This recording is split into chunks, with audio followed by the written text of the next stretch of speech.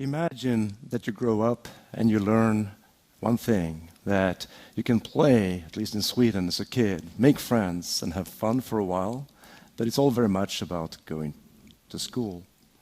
You sign up for kindergarten at age 6, and then you wake up every morning and go to school, get good grades, and try to do your homework.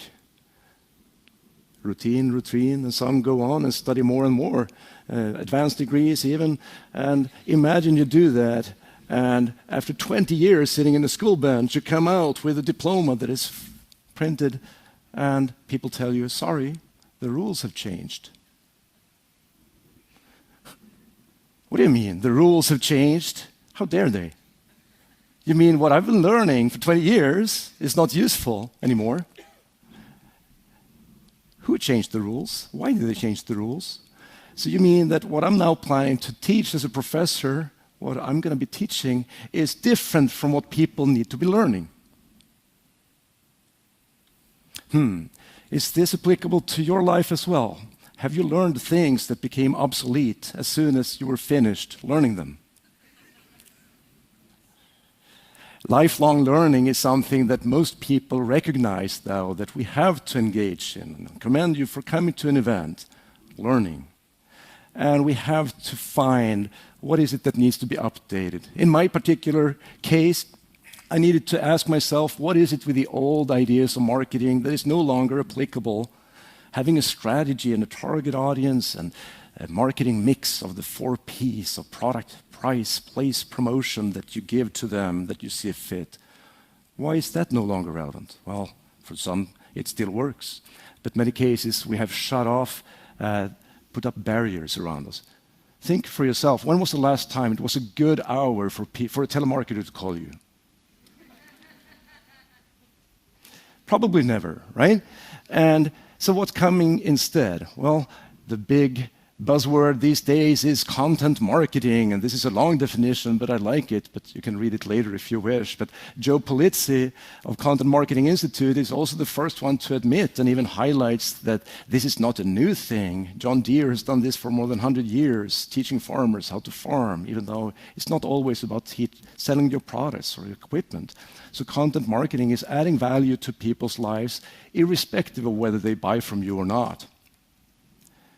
Can you think about how you can add value and how you can give things generously to people without necessarily requiring something in return? If you embrace this idea, you may earn people's attention, they can discover you, they can get to trust you, and if they already know you, they will trust you even more if you travel with them on their customer decision-making journey.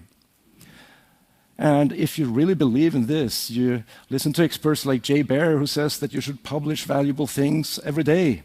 Even individuals, small businesses, big businesses, everyone needs to publish something of value. What happens then if you have both quality content and quantity content at the same time? We will end up with content shock, like Mark Schaefer called it in an epic blog post 2 years ago, when he identified the problem. No longer are we competing selling products. Now we're competing to give away valuable stuff for free. And too many people are trying to give away the same ebook about the same topic to the same people. And he identified the need for differentiation there too. We have to think about, can we be more specific of who we serve? It's no longer just serving as many people as possible, but your tribe, your people that you know better than anybody else, and on what platform they want to consume and learn things. So it brings us to learning and teaching. Maybe teaching is the killer app. We need to embrace teaching, more of us, not just teachers, mind you, not just marketers. Maybe all of us have to teach other people what we know, at least some of the time. If you're looking at professions like legal profession, this is a friend of mine, Mitch Jackson in California, who is a lawyer.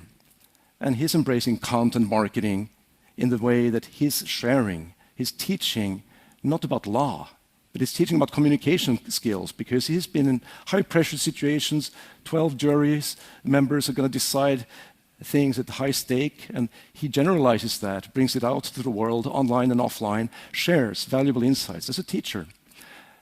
And then, if you get in an unlucky situation when you need a lawyer, you know you better call Mitch, because by then you trust him, you know about him. if you teach somebody to fish, you don't need to tell them. You actually have fishing poles for sale. So this teaching idea is about giving people what they need, and some of them may also need your product, not all of them. But you develop a reputation. Sharing by teaching might be the most generous thing you can do. Teaching is a noble profession, and teaching is the killer app in the sense that by sharing what you know, you share what you learned. Just learning is a little bit egotistical. I'm here to take, to use, to make a profit, or to serve me well. But if you don't share that with others, it's rather egotistical. Teaching has been called the noblest profession because it's about being generous and communication skills. As an exchange student to America, I took a public speaking class. It didn't exist in my hometown in Sweden. Public speaking classes, why? What is that? Well, you can learn for life about presentation skills. And for our kids, we signed up for horseback riding camp for my daughter, tennis camp for my son, and speaking camp for both this summer. How many of you signed up your kids for speaking camp? It's a skill, but it's still a one-way teaching thing. You also have to embrace engaging in dialogue with the Socratic teaching method, where you have asking questions and asking people to reflect upon coming to conclusions themselves. And if you look at Socratic teaching, I implement that myself with case study teaching, like the Harvard Business School method, and I think it's a very effective way to learn. And you basically don't answer questions, you ask questions instead. You can find your own role models in teaching, powerful yet soft-spoken individuals like Gandhi, Mandela, Trump. You pick your favorite.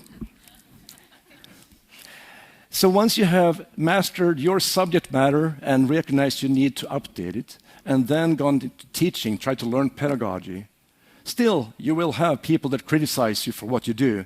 So sometimes when I'm in a bad mood, I go to Google and Google what they don't teach you in business school.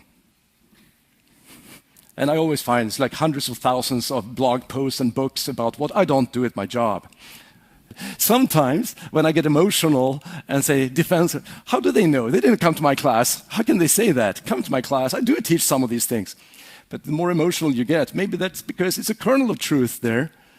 Instead of saying, this doesn't apply to me, maybe you have to look at, yes, there are some age-old principles that travel from my father to me, to my son, or he short-circuited the system here. But also reflect upon, maybe I should look myself in the mirror and see, could I do more, even more to be relevant? Especially if you're teaching new technology, but everything is changing, every field, everyone is in a field that's changing. Can you really step up the game? So next time there's a new technology coming out, instead of sitting like that, not another one, can you come out and say, I'm going to learn this, I'm going to master this, I'm going to do something with this. I'm going to learn social media marketing. I'm going to think it's fun. I'm going to force myself to smile whenever there is a new platform and sign up for an account and dabble. Not claiming that it's going to be the best for everyone or maybe useful, but experiment, have fun. It's going to be a lifelong pursuit. You will never master everything you need to know. Just embrace it. Build a brand, a reputation for being a teacher or something. What are you going to be Googled for? I challenged my student, do you want to be known for something on Google? What is your tagline? I said, I'm going to rank #1 for social media professor. It took me a couple of years to battle a journalist professor from Richmond. But then it's going to be consuming time. Don't separate work and life as much. You need to do this in your spare time as well. You need to actually embrace it. You have to tweet while you eat. And maybe not always healthy, but experiment with new technologies for multimedia, and also do something I like called reverse mentoring. Swallow your pride. Tell people you don't know anything about this. Ask your daughter to teach you Snapchat. She complained yesterday, Dad, your feed is empty. You need to update the story at least every 24 hours, otherwise it's going to go dead.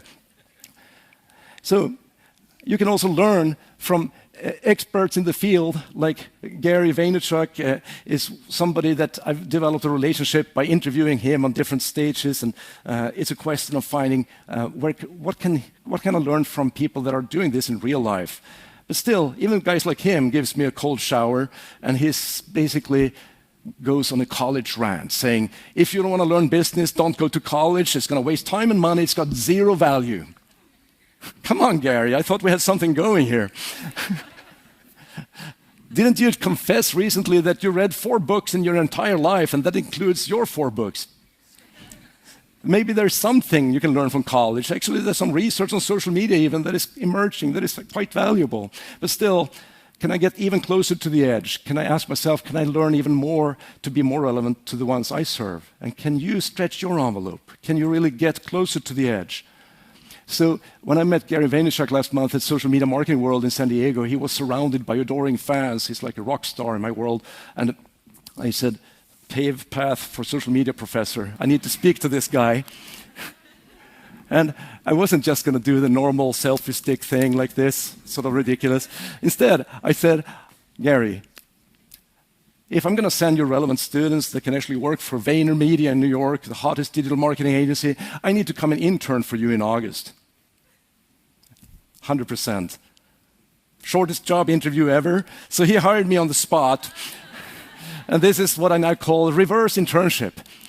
Can you go and do an internship not where you are planning to work, but where your students are going to work or your customers are going to operate to live and breathe their world in order for you to be more relevant? Because to be an effective teacher, you need to know what the learner needs to know, what they think they need to know, but you can be a step ahead of them. You can go to their future world and see where their knowledge is going to be applied. Can you look at ways in which you will be interjecting value in all 3? So you find a way to mix and match all these 3 circles. What does it mean for you? If you have an opportunity to make a difference in people's world, the time is now for you to step up and say, I'm not just going to be a lifelong learner, egotistically picking up tidbits. I'm going to be a lifelong teacher. I'm going to share. I'm going to be generous. In the process, you will get to know other people because the best way to learn is actually to teach. You need to stay up to date with what you're teaching, and you learn what problems they're having, and you bring them closer to where they want to go.